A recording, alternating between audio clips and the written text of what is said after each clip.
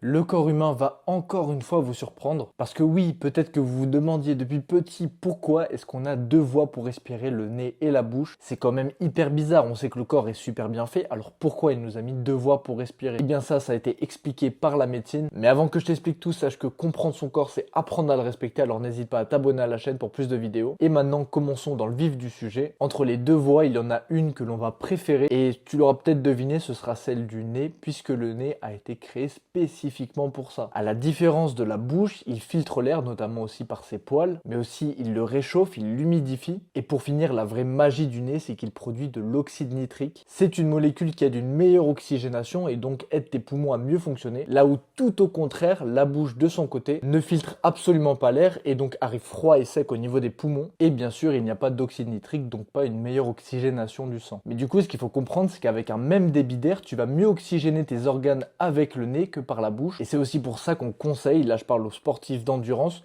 de faire de l'endurance fondamentale, donc c'est-à-dire être en zone 2 de sa fréquence cardiaque. Et donc dans cette endurance fondamentale, respirer par le nez, parce qu'ici le débit qui est quand même assez faible du nez suffit largement. Et comme il est meilleur que la bouche en oxygénation, on va préférer utiliser le nez plutôt que la bouche. Grâce à ça, ton cœur ne va pas monter dans les tours immédiatement, tes muscles seront mieux oxygénés, donc ça sera beaucoup mieux.